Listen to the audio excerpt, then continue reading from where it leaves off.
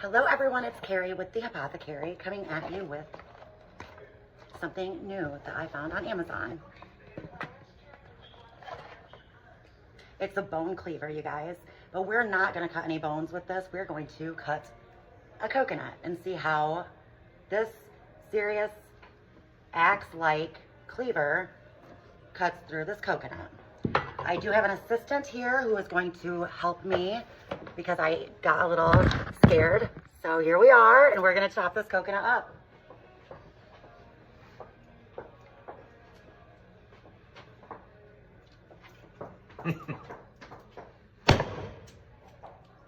Wow, took a chunk.